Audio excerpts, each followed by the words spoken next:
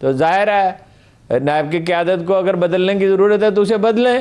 اب وہ کہہ رہے ہیں کہ بھئی نائب کچھ نہیں کرتی, اسد عمر صاحب فرما رہے تھے, تو اسے قیادت کو بدلیں نا اگر کچھ نہیں کرتی, اور اس میں ٹریننگ کا نظام بہتر بنائیں.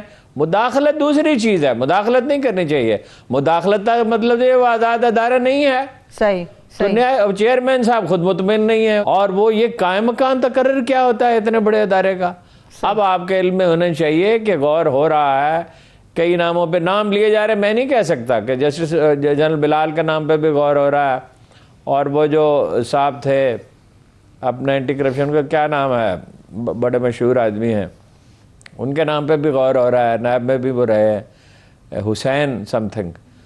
تو وہ یہ یا لیڈرشپ بدلیں, یکسوئی نہیں ہے اس معاملے میں کہ انہیں کیا کرنا ہے. ہاں بالکل, اور بلا کے تجاویز بھی دی جا سکتی ہے. اچھا ہارون صاحب, کراچی کے حوالے سے چلیں بات کریں گے, مگر اس سے پہلے آپ نے لانگ مارچ کا حوالہ دیا تھا. لانگ مارچ کے حوالے سے آپ کو بتا دوں, خبریں یہ ہیں کہ محترمہ مریم نواز صاحبہ کو فروری سے دوبارہ سے ایکٹیو کیا جا رہا ہے. وہ جلسے بھی کریں گی, جلوس بھی نکالیں گی, ورکرز کنونشن بھی کریں گی, پنجاب ہو یا پھر خیبر پختونخوا. مریم صاحبہ کو واپس لایا جا رہا ہے فروری کے اندر سیاست سے.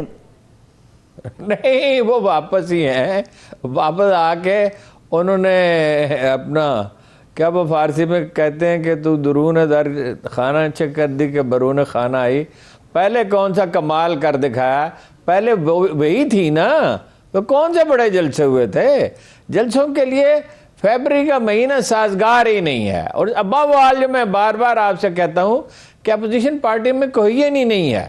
عمران خان صاحب کبھی کبھی کہتے تھے, پتہ نہیں اب بھی کہتے ہیں یہ نہیں, کہ لوگوں نے مجھ میں کوئی کمال نہیں تھا. لوگ نواز شریف سے اور زرداری سے تنگ آئے ہوئے تھے, اور ان کے کارنامے تو اب بھی وہی ہیں. دیکھیے یہ اخبار نویس ہیں جو یہ تاثر پیدا کرتے ہیں کہ حکومت جا رہی ہے. حکومت کی ناکامی میں شبہ نہیں ہے, میں دہراتا ہوں, کوئی کارنامہ انجام نہیں دے رہی. عثمان بزداروں کے ساتھ اور محمود خانوں کے ساتھ حکومت چلائی ہی نہیں جا سکتی. ٹیم ناقص ہے, اس میں شبہ نہیں ہے. لیکن اپوزیشن کے پاس کوئی واضح لایا عمل نہیں ہے.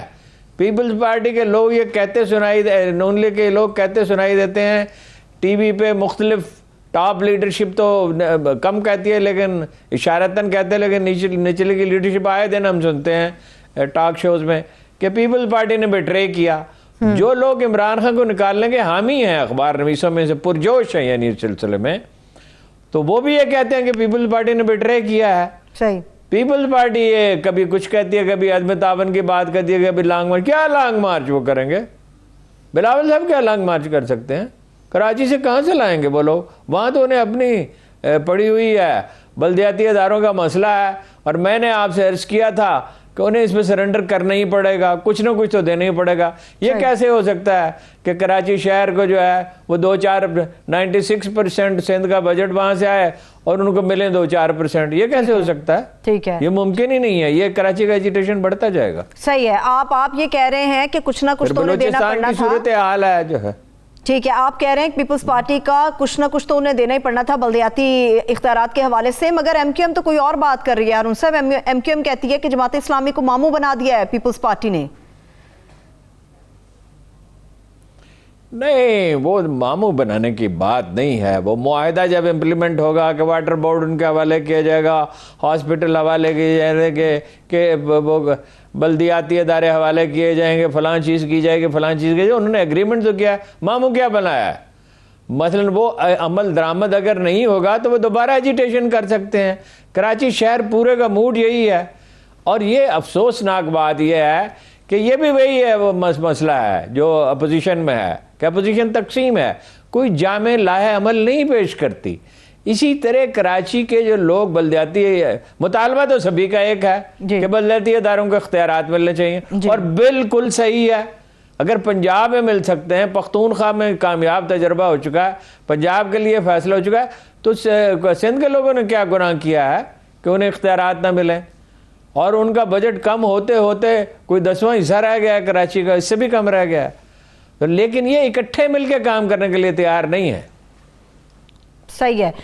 ہارون صاحب, ایم کیو ایم کہتی ہے کہ جماعت اسلامی کے پاس ویسے بھی ایک سیٹ ہی ہے, مگر ایم کیو ایم کہتی ہے کہ چونکہ ہمارے کارکنوں نے لاٹھیاں کھائیں, ماریں کھائی, تو اس کے نتیجے میں جماعت اسلامی سے مذاکرات ہوئے ہیں. آپ کو لگتا ہے کہ ایم کیو ایم الگ سطح پر ذاتی حیثیت میں مذاکرات کرنا چاہتی ہے پیپلز پارٹی کے ساتھ؟ اور شکوہ کر رہی جماعت اسلامی؟ میں نے آپ کے سوال کا جواب عرض کر دیا، میں نے آپ کے سوال کا جواب عرض کر دیا، اس میں شبہ نہیں ہے کہ ایم کیو ایم کا جو کارکن جو ہے وہ جہاں بحق ہوا اس کی وجہ سے دباؤ بڑھ گیا، یہ بات ٹھیک ہے، لیکن جو 28 دن انہوں نے دھرنا دیا اس سے کوئی فرق نہیں پڑا۔ یہ وہی ہے، ایک دوسرے کے لتے لیتے رہتے ہیں۔ مجال ہے کہ کسی کاز ایک ہے، اس میں کوئی شبہ ہی نہیں ہے کہ وہ درست بھی ہے، ایک بھی ہے درست بھی ہے، اکٹھے نہیں ہو سکتے، ایک دوسرے کی ٹانگیں کھینچے گی، یہ پاکستانی سیاست کا وصف ہے۔ ٹھیک ہے، چلیے بلوچستان پہ آ جائیں نا۔ ٹھیک ہے، میں بلوچستان پہ بات کرتی ہوں۔ ہارون صاحب ابھی بریک لے لیتے ہیں، ایک بریک لینی ہے، ابھی ایک بریک لے لیتے ہیں، جب ہم بریک سے واپس آئیں گے بلوچستان کے حوالے سے لیں گے، مگر اس کے ساتھ ساتھ لاہور ہائی کورٹ کی طرف سے جو بہت بڑا پروجیکٹ حکومت اناؤنس کر رہی ہے، لاہور راوی ریور پروجیکٹ، اس کو غیر قانونی کیوں قرار دیا گیا، اس کی کچھ ڈیٹیلز بھی آپ کے ساتھ شیئر کریں گے، ہمارے ساتھ رہیے۔ بریک کے بعد ایک بار پھر سے پروگرام میں ہم آپ کو خوش آمدید کہیں گے۔ اب کچھ ہم بات کریں گے لاہور ریور راوی پروجیکٹ کے حوالے سے، اس پہ بات کرنے کے لیے ترجمان پنجاب حکومت حسان خاور صاحب ہمارے ساتھ موجود ہیں۔ بہت شکریہ، تھینک یو سو مچ حسان خاور صاحب ہمیں پروگرام مقابل میں جوائن کرنے کے لیے۔ ویسے تو لاہور ریور راوی پروجیکٹ کے حوالے سے بہت ساری ڈیٹیلز ہم سب لوگ جانتے ہیں، مگر آج وزیر اعظم پاکستان عمران خان صاحب نے جو کچھ خاص باتیں کی ہیں اس پروجیکٹ کو لے کر، اس کے حوالے سے بھی بات کریں گے۔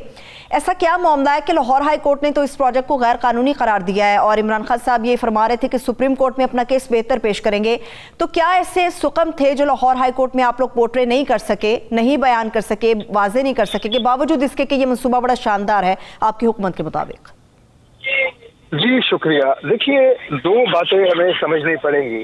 پہلی بات یہ ہے کہ یہ جو منصوبہ ہے، یہ جو ہماری بے ہنگم پھیلاؤ ہے شہر کا، ان پلانڈ اربن اسپرال ہے، یہ ایکچولی اس کو روکنے کے لیے، یہ انوائرمنٹ کو بہتر بنانے کے لیے ہے، اور یہ آپ کی ایئر کوالٹی اور واٹر ٹیبل کو امپروو اور ریوائز کرنے کے لیے اور دریا کو ریپلینش کرنے کے لیے پروجیکٹ ہے۔ تو ایک ایسا پروجیکٹ جو شہر میں پلاننگ لائے، جو انوائرمنٹ فرینڈلی ہو، اس پہ کسی کو کوئی اعتراض نہیں ہو سکتا۔ اب آتے ہیں کورٹ کے فیصلے کی طرح۔ کورٹ کا جو فیصلہ ہے، انہوں نے بنیادی طور پر اس پروجیکٹ کو غیر قانونی قرار نہیں دیا، لیکن انہوں نے دو تین جو بنیادی نکات اٹھائے ہیں۔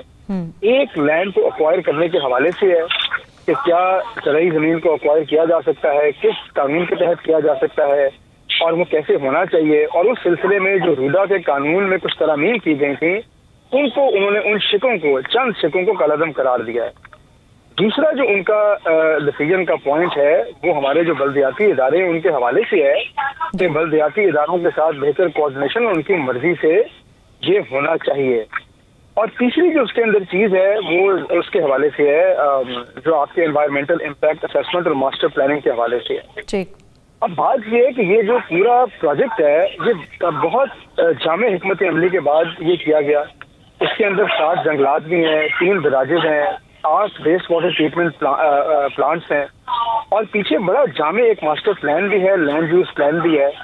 تو اب گمان یہ ہو رہا ہے کہ جیسے وہ جو کیس پریزنٹ کیا گیا، اس کے اندر شاید عدالت کو پوری طرح ہماری لیگل ٹیم ڈیفینڈ نہیں کر سکی۔ ٹھیک ہے، اور یہ حکومت کا قانونی رائٹ ہے کہ قانون کے دائرے کے اندر رہتے رہتے ہم اپیل کا حق استعمال کریں، سپریم کورٹ کے پاس جائیں اور اپنے موقف کو بہتر طریقے سے بیان کریں کہ یہ پنجاب کے اور سٹیزنز کے مفاد کا پروجیکٹ ہے۔